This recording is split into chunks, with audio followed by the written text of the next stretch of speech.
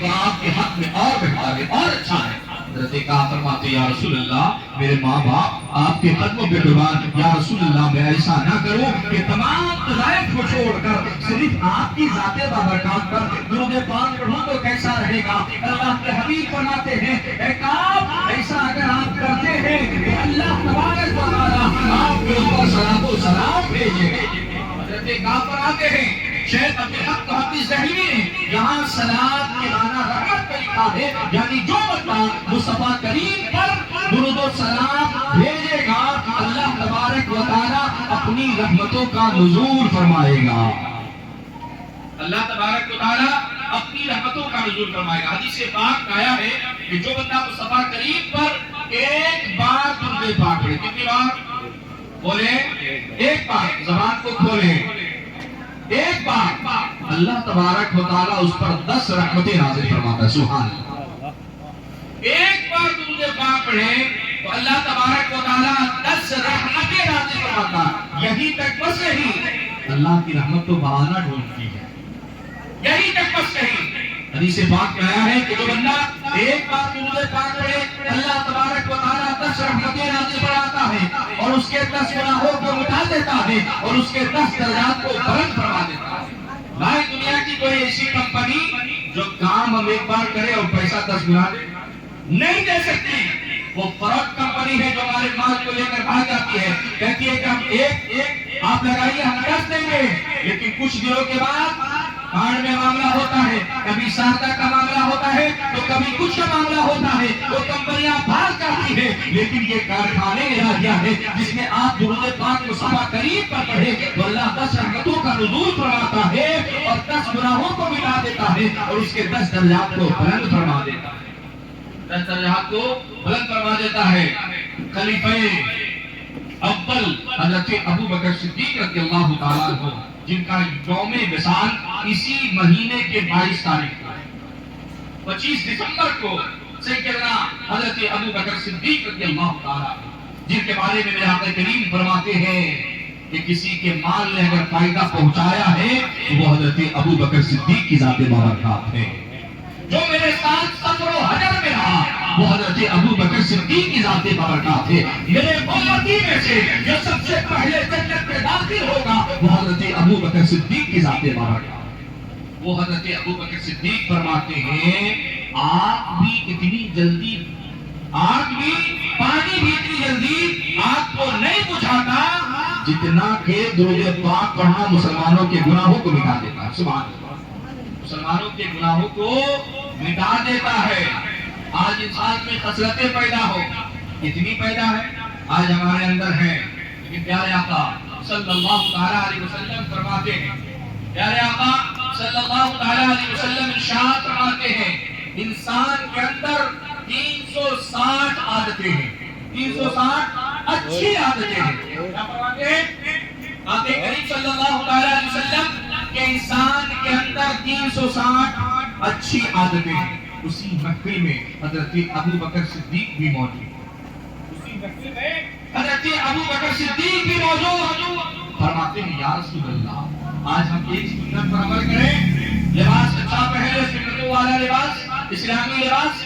ہم اگر کہتے ہیں کہ آپ سنتوں پر عمل کرتے ہیں، ہاں یا ہاں مولانا صاحب، ہاں حافظ صاحب، ہم سنت پر عمل کرتے ہیں، اسلامی لباس ہے ہمارا، پر چہرے پر ہم نے داڑھی سجا لی، یہ سنت مصطفیٰ ہے، سر پر امامہ سجا لیا، ٹوپی سجا لی، یہ سنت ہے، اور دو چار سنتوں پر عمل کر لیا، سیدھے ہاتھ سے کھانا کھا لیا، سنت طریقے سے کھانا کھا لیا، یہ سب سنتوں پر عمل کرتے ہیں۔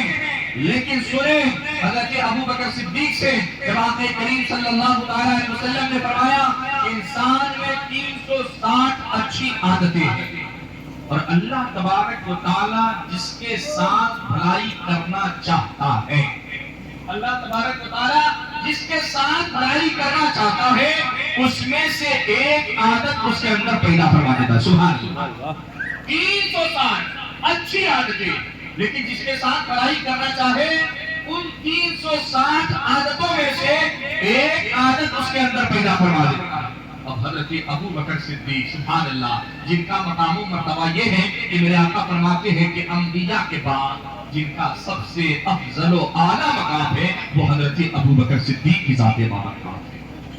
وہ فرماتے ہیں عاجزی لے کے انتقالی لے کے مصطفیٰ کی بارگاہ فرماتے ہیں یا رسول اللہ ان 360 عادتوں میں سے میرے اندر کوئی ایک عادت ہے, میرے اندر کوئی ایک عادت موجود ہے. ہمارے اور آپ کے آقا جناب محمد رسول اللہ صلی اللہ علیہ وسلم ارشاد فرماتے ہیں اے ابو بکر ان 360 عادتوں میں سے ایک نہیں بلکہ 360 عادتیں آپ کے اندر موجود ہیں. سبحان اللہ. ان 360 عادتوں میں سے اچھی عادتوں میں سے ایک عادت نہیں بلکہ 360 عادتیں آپ کے اندر موجود ہیں. سبحان اللہ. ہم اس ابو بکر کے ماننے والے ہیں. آج معاملہ ایسا ہے حضرت کہ ہم ابو بکر کا نام لے تو لوگ خاموش رہے, لیکن حضرت علی کا نام لے تو لوگ گرم ہو جاتے ہیں, نعرے پر نعرہ لگاتے ہیں. لیکن حضرت علی کی محبت اور حضرت ابو بکر کی محبت, دونوں کی محبت اپنی جگہ ہے, دونوں کی محبت اور دونوں میں پیار کیا ہے. ایک مرتبہ حضرت ابو بکر حضرت مولا علی آقا کریم کے در اقدس پر پہنچتے ہیں. آج تو ہمارے اندر میں ہم ہی جو ہیں, اگلا کوئی نہیں. ہم ترقی سے جلتے ہیں, ہم ایک دوسرے کی ترقی سے جلتے ہیں, لیکن حضرت مولا علی مشکل کشا آقا کریم کے در اقدس پر پہنچتے ہیں اور فرماتے ہیں اے ابو بکر آپ جائیں کیونکہ آپ کا مقام و مرتبہ بہت بلند و بالا ہے. آپ در اقدس کے اندر حاضر ہو, آپ مصطفیٰ کریم کے پاس جائیں کیونکہ آپ کا مقام و مرتبہ بہت بلند و بالا ہے. حضرت ابو بکر صدیق فرماتے ہیں اے علی آپ جائیں آپ کا مقام و مرتبہ بہت بلند و بالا. تو ایک دوسرے کی مناقب پڑھ رہے ہیں, کہا آپ کا نعرہ لگا ہوا ہے, کہا آپ جائیں. دوسرے ایک دوسرے کی مناقب پڑھ رہے ہیں. اتنے میں سدرہ کے مکی جبریل امی حاضر ہوتے ہیں اور فرماتے ہیں یا رسول اللہ آپ حجرے میں تشریف فرما ہے اور باہر آپ کے دونوں صحابی وفادار صحابی آپ کے چکر میں پڑے ہوئے ہیں, آپ جائیں اور مسئلہ سلجھا دیں ورنہ قیامت تک مسئلہ پڑا رہے گا. پیارے آقا صلی اللہ علیہ وسلم باہر نکلتے ہیں, فرماتے مسئلہ کیا ہے. دونوں ایک دوسرے کی شان بیان کر رہے ہیں. مولا علی فرماتے ہیں ابو بکر میں نے آقا کریم کو فرماتے ہوئے سنا ہے, میں نے آقا کریم کو فرماتے ہوئے سنا ہے. پہلے حضرت ابو بکر نے فرمایا اے مولا علی میں نے سنا ہے آقا کریم نے فرمایا ہے کہ آپ جنت و دوزخ کو تقسیم کرنے والے ہیں. تو ادھر حضرت ابو بکر بھی فرما رہے ہیں, ابو بکر بھی فرما رہے ہیں اے مولا علی میں نے بھی سنا ہے. ادھر حضرت مولا علی بھی سنا رہے ہیں, ادھر مولا علی بھی سنا رہے ہیں, ادھر حضرت ابو بکر بھی سنا رہے ہیں. دونوں ایک دوسرے کی فضیلت بیان کر رہے ہیں. ابو بکر یہ کہہ رہے ہیں مولا علی میں نے سنا ہے کہ آقا کریم نے فرمایا ہے کہ علی جنت و دوزخ کو تقسیم کرنے والے ہیں. ادھر سے مولا علی بھی فرما رہے ہیں اے ابو بکر میں نے بھی سنا ہے, اے ابو بکر میں نے بھی سنا ہے کہ آقا کریم نے فرمایا ہے کہ اے علی جنت میں اسے بھی جانے دینا جو حضرت ابو بکر کا وفادار ہوگا. تو پتہ چلا جنت میں جانے کے لیے حضرت علی سے بھی محبت کرنی ہوگی اور حضرت ابو بکر سے بھی محبت کرنے والی ہوگی. تو ہم اہل سنت کے وہ گروہ ہیں جو تمام تر صحابہ سے محبت کرتے ہیں, حضرت ابو بکر سے بھی محبت کرتے ہیں, حضرت عمر سے بھی کرتے ہیں, حضرت مولا علی سے بھی کرتے ہیں, حضرت عثمان سے بھی کرتے ہیں, حضرت امیر معاویہ سے بھی کرتے ہیں. تو یہ ہمارا عقیدہ ہے, یہ اہل سنت کا موقع ہے, وقف ہے کہ ہر صحابی نبی جنتی. حضرات گرامی میرا یہ ٹاپک نہیں تھا لیکن باتیں آئی تو میں کہہ دیا. میں نے قرآن کی آیت کریمہ پڑھی وَبِّ وَالِدَيْنِ احسانا اور اپنے ماں باپ کے ساتھ اس میں سلوک کرو. بس چند بات آپ کے سماعتوں کے حوالے. آقا کریم صلی اللہ علیہ وسلم کے صحابی ہے حضرت ابو ہریرہ, نام ہے حضرت عبد الرحمن. صحیح مسلم شریف کی حدیث پاک ہے. آقا کریم صلی اللہ علیہ وسلم کے صحابی حضرت ابو ہریرہ روایت کرتے ہیں کہ آقا کریم صلی اللہ علیہ وسلم کے ایک صحابی عربی ہے. حضرت ابو ہریرہ فرماتے ہیں کہ ایک عربی آتے ہیں اور آنے کے بعد عرض کرتے ہیں, ابھی حضرت نے ماں باپ کے تعلق سے بیان کروایا نا کہ ماں باپ کے مقام و مرتبہ کتنا بلند ہے, ان کے ساتھ حسن سلوک کرو. قرآن میں اللہ تبارک و تعالیٰ نے 15 سے زائد مقامات پر عظمت والدین بیان فرمائی ہے۔ ماں باپ کے ساتھ حسن سلوک کرو، ان کا ادب کرو، احترام کرو، ان کی عزت کرو۔ کب؟ مرنے کے بعد زندگی میں۔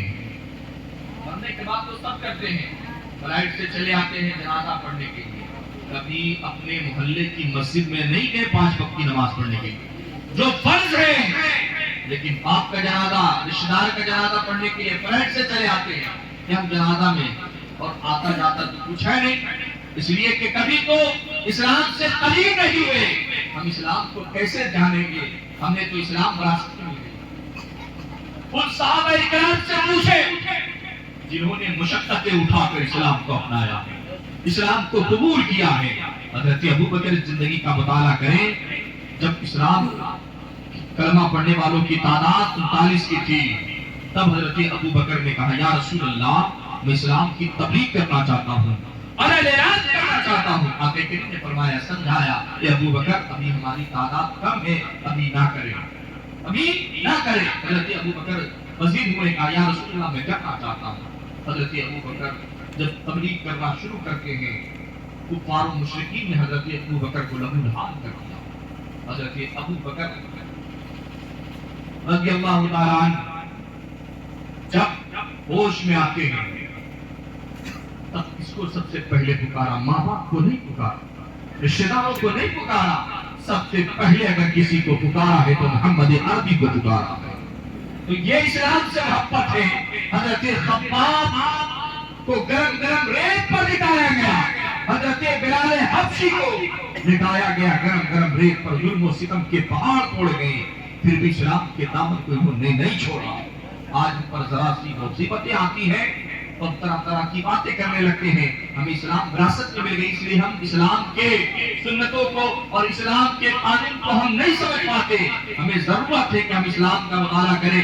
آج بڑی بڑی یونیورسٹیوں میں صحابہ کرام کی سیرت پر مطالعہ ہو رہا ہے، صحابہ کرام کی اسٹڈی کی جا رہی ہے، صحابہ کرام کی زندگی پر مطالعہ کیا جا رہا ہے، مصطفیٰ کریم کی سیرت کا مطالعہ کیا جا رہا ہے۔ آج مصطفیٰ کی زندگی کا مطالعہ کر رہے ہیں، اس لیے ہمیں بھی ضرورت ہے کہ ہم مصطفیٰ کی سیرت کو پڑھیں، ہم مصطفیٰ کی زندگی کا مطالعہ کریں، تو ہمیں پتہ چلتا ہے کہ مصطفیٰ کریم نے فرمایا ہے کہ اپنے ماں باپ کے ساتھ حسن سلوک کرو۔ جہاں قرآن مجید میں اللہ تبارک و تعالیٰ نے ارشاد فرمایا ہے کہ ماں باپ کے ساتھ حسن سلوک کرو، وہی پیارے مصطفیٰ نے بھی فرمایا ہے کہ ماں باپ کے ساتھ حسن سلوک کرو، ماں باپ کے ساتھ حسن سلوک کرو۔ حضرت ابو ہریرہ فرماتے ہیں کہ ایک اعرابی آتے ہیں، آنے کے بعد عرض کرتے ہیں یا رسول اللہ میری محبتوں کا، میری الفتوں کا سب سے زیادہ حقدار کون ہے؟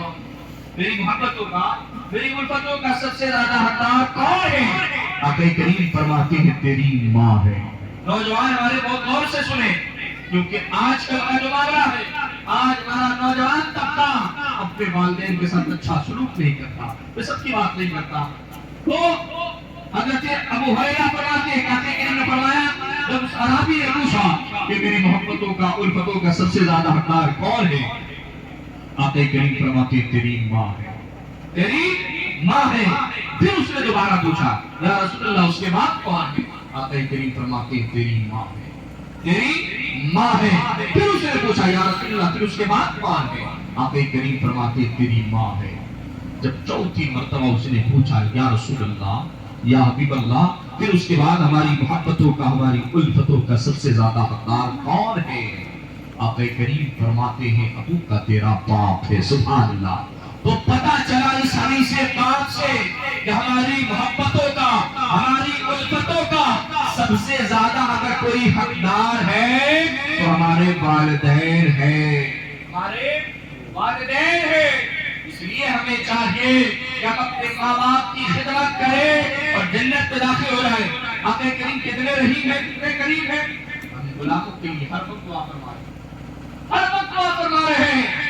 امت کی صدائے بلند ہے، لیکن وہی آقا کریم ایک مرتبہ فرماتے ہیں صحابہ کی محفل ہے، اس محفل میں فرماتے ہیں اس شخص کی ناک مٹی میں ملے وہ ذلیل و خوار ہو جائے۔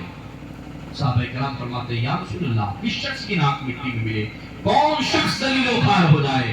آقا کریم فرماتے ہیں وہ شخص ذلیل و خوار ہو جائے جس نے اپنے ماں باپ کو بڑھاپے کی حالت میں پایا اور جنت میں داخل نہ ہوا۔ اللہ اکبر۔ کیا مطلب؟ یعنی بڑھاپے کی حالت میں ماں ہو یا باپ ہو اس کی خدمت نہ کی، اس کو راضی نہ کیا۔ موسیٰ جیسے پیغمبر کو، حضرت موسیٰ علیہ السلام جو جلیل القدر پیغمبر ہے، جب ان کو ماں کی دعا کی ضرورت پڑ رہی ہے، ہم اور آپ کس کے لیے؟ جب حضرت موسیٰ علیہ السلام کوہ طور پر جاتے تھے، حضرت موسیٰ علیہ السلام کلیم کا خطاب جنہیں ملا، ہم کلامی کا جنہیں شرف حاصل ہے۔ ایک مرتبہ جا رہے تھے کوہ طور پر، آواز آئی ہے موسیٰ آ رہے ہیں، ذرا سنبھل کے آئیے، آ رہے ہیں سنبھل کے آئیے گا۔ کیوں؟ حضرت موسیٰ علیہ السلام تعجب میں پڑھتے ہیں اور فرماتے ہیں پروردگار عالم، اس سے پہلے بھی تو میں آتا تھا، لیکن یہ بات تو نے نہیں کہی کہ کیوں، آخر وجہ کیا ہے؟ تو آواز آئی، اے موسیٰ، اس سے پہلے جب آتے تھے تو ماں کی ظاہری دعا آپ کے ساتھ تھی اور آپ ماں کی دعا لے کر آتے تھے، لیکن اب جب آ رہے ہیں تو آپ کی ماں کی دعا ساتھ نہیں ہے، آپ کی ماں انتقال کر چکی ہے۔ تو پتہ چلا موسیٰ جیسے پیغمبر کو بھی آپ کی دعا کی ضرورت ہے، تو ہم اور آپ کو گناہوں میں زندگی ڈوب کر زندگی بسر کرنے والے ہیں، تو ہمیں اور آپ کو ماں کی دعا کی ضرورت کیوں نہیں پڑے؟ اس لیے ہمیں اور آپ کو چاہیے کہ ماں باپ کو راضی کریں، اور یہی ماں باپ راضی ہو گئے تو انشاءاللہ تبارک و تعالی ہم جنت کے حقدار ہو سکتے ہیں، جنت کے حقدار ہو جائیں گے۔ اس لیے ہمیں چاہیے کہ اپنے والدین کی خدمت کریں۔ مرنے کے بعد کے فرائض تو ہیں کہ ماں باپ جب انتقال کر جائے تو ان کے قبر پر جاؤ اور خصوصاً جمعہ کے دن جا کر فاتحہ پڑھا کرو، خصوصاً جمعہ کے دن قبروں پر جائیں۔ لیکن ہمارے دیہات میں تو معاملہ یہ ہے کہ جب کوئی انتقال کرتا ہے تبھی ہم جاتے ہیں، ورنہ شب برات میں جائیں گے۔ لیکن شہروں میں اس کے مقابل اچھا معاملہ ہے کہ لوگ جمعہ کے دن کثیر تعداد میں قبرستان میں جایا کرتے ہیں اور وہاں فاتحہ پڑھا کرتے ہیں، وہاں